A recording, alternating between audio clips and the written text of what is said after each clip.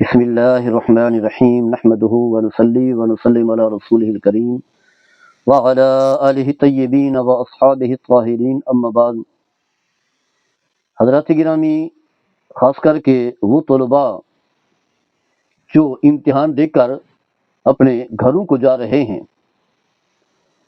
تو انہیں چند نصیحتیں جو علماء نے بیان کی ہیں ان کے حوالے سے آپ تک پہنچانا چاہوں گا۔ یہ بات یاد رکھیں کہ آپ ایک دین سے جڑے ہوئے ہیں، آپ ایک خاص ماحول میں رہے جہاں 5 وقت کی نماز ہے،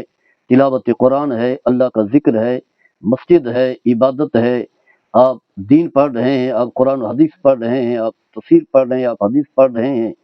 ایک نورانی ماحول ہے، پاکیزہ اور صاف ستھرا ماحول ہے، جہاں برائی اور گناہ کا آنا ہی نہیں ممکن ہی نہیں ہوتا کہ وہاں تھوڑا سا بھی گزر جائے۔ صبح اٹھتے ہیں، وضو کرتے ہیں، نماز پڑھتے ہیں، نماز پڑھنے کے بعد پھر کلاس کی تیاری میں لگ جاتے ہیں، وضو کرتے ہیں، پھر کتابیں کھول کر کے بیٹھ جاتے ہیں۔ اس کے بعد جو ہے پھر سبق پڑھنے کے بعد آپ کھانا کھانے کے بعد کچھ دیر آرام کرتے ہیں، پھر نماز ظہر پڑھتے ہیں، پھر پڑھنے لگ جاتے ہیں، پھر نماز عصر ہے، نماز جماعت کے ساتھ اگلی صف میں۔ تو ایک پاکیزہ ماحول ہے، صاف ستھرا ماحول ہے۔ تو جب آپ یہاں سے جائیں گے، گھروں کو جائیں گے، تو وہاں تو اس طرح کا ماحول میسر نہیں آئے گا۔ وہاں کیونکہ دیہاتی ماحول ہے یا ایسی ماحول ہے، آزادانہ ماحول ہے، زیادہ لوگ جو ہے نماز سے جڑے ہوئے ہوں گے، باقی تو نہیں کہ سارے جو ہے قرآن پڑھ رہے ہوں، وہاں دین پڑھ رہے ہوں۔ تو دنیا دار لوگ ہوں گے، اچھے برے لوگ بھی ہوں گے۔ جب آپ جائیں تو آپ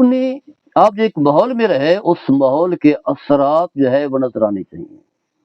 کہ ایک عام آپ جو ہے ایک عام آدمی نہیں ہے، دوسرے لوگوں کی طرح نہیں ہے، آپ ایک دیندار ہیں، عالم ہیں، طالب ہیں، قرآن و حدیث کے طالب ہیں۔ اور اسی طرح جو ہے آپ ایک پاکیزہ اور صاف ستھرا ماحول میں رہنے والے ہیں۔ جیسے ایک انسان کپڑے دھوتا ہے اور استری کر کے پہنتا ہے، تو اس کی کوشش ہوتی ہے کہ میرے اس کپڑے پر جو ہے کوئی داغ دھبا نہ لگے، میل کچیل سے، گندگی سے بچتا ہے، اپنے آپ کو دور رکھتا ہے۔ تو یہ تو ایک ظاہری کپڑے ہیں، تو آپ کا باطن جو ہے پاک ہوا ہے ایک ماحول میں رہنے کی وجہ سے۔ تو لہٰذا آپ کوشش کریں کہ اس کے اثرات بھی دوسرے لوگوں تک بھی اچھے پہنچیں۔ ایک حدیث ہے، بڑی خوبصورت حدیث ہے۔ نبی کریم صلی اللہ تعالی علیہ وسلم مجلس میں تشریف فرما تھے،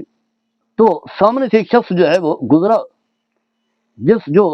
پراگندہ حال تھا، بال بکھرے ہوئے تھے، میلا کچیلا بدن تھا، اور اسی طرح کپڑے بھی میلے کچیلے تھے۔ تو نبی کریم صلی اللہ تعالی علیہ وسلم نے اسے بلایا کہ ادھر آؤ، اور پھر فرمایا کہ اللہ کے بندے، تمہیں اتنی توفیق بھی نہیں ہے کہ نہا لیتے، کپڑے دھو لیتے، سر پر تیل لگا لیتے، بالوں کو مل لیتے، کنگھی کا لیتے۔ اس نے عرض کی یا رسول اللہ صلی اللہ علیہ وسلم، میرے پاس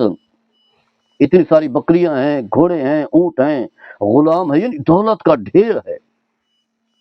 اللہ تعالیٰ نے مجھے جو ہے بہت کچھ عطا کیا ہے، اونٹ بھی دیے ہیں، بکریاں بھی دیے ہیں، گھوڑے دیے ہیں، غلام بھی عطا کیے ہیں،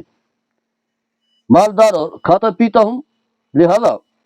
مجھے اس طرح کا وقت نہیں ملتا اس طرح کے کام کرنے کا۔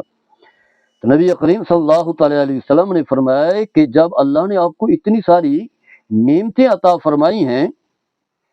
تو فرمایا کہ فل یورا اثر نعمت اللہ علیہ،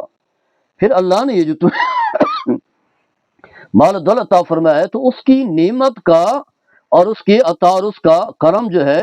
وہ نظر آنا چاہیے، اس کے اثرات جو ہے نظر آنے چاہیے، پتہ چلے کہ اللہ نے اتنی سی دولت جو دی ہے تو اس دولت سے استفادہ بھی کر رہا ہے۔ بہترین کپڑے ہیں، صاف ستھرے اس نے کپڑے پہنے ہوئے ہیں،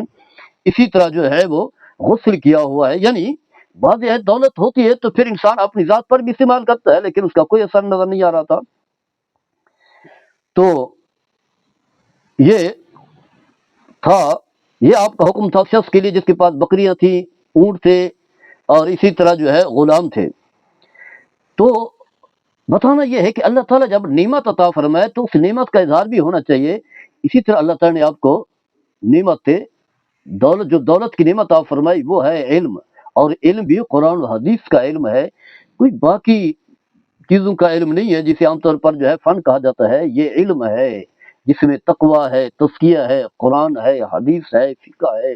پھر پڑھانے والے بھی علماء، صلحاء، فقہاء، عظیم لوگ ہوتے ہیں، پاکیزہ صاف ستھری زندگی گزارنے والے، شریعت مطالعہ کے مطابق زندگی گزارنے والے۔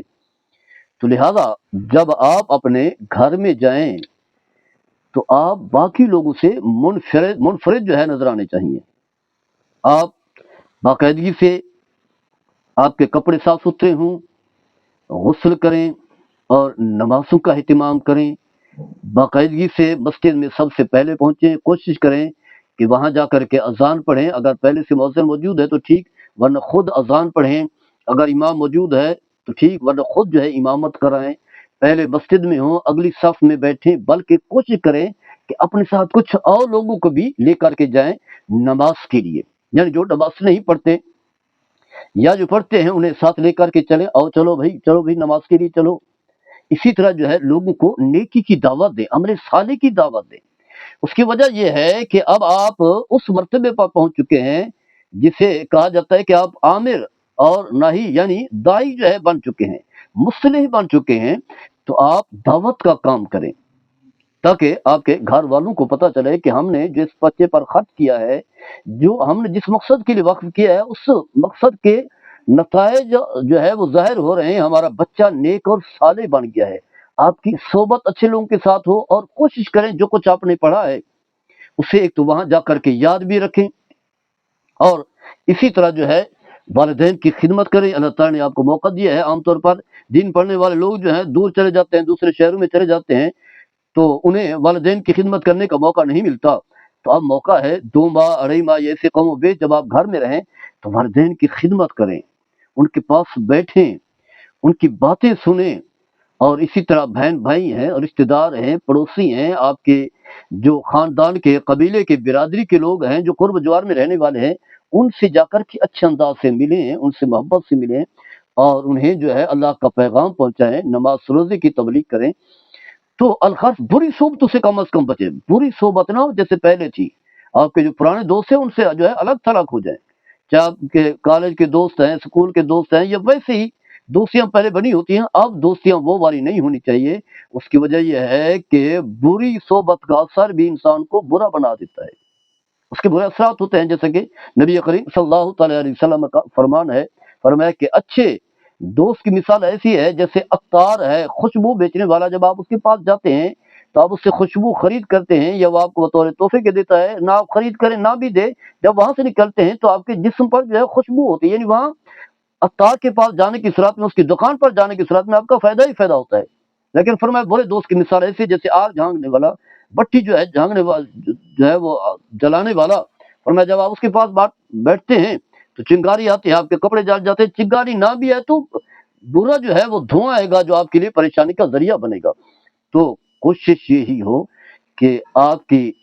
اس ماحول کے اثرات جو ہے وہ ظاہر ہوں، جیسا کہ نبی کریم صلی اللہ تعالی علیہ وسلم نے اس دیہاتی سے فرمایا جس کے پاس سب کچھ تھا، بکریاں بھی تھی، اونٹ بھی تھے، غلام بھی تھے، خادم بھی تھے، دولت بھی خوب تھی، لیکن زندگی وہی ہے، ایسے ہی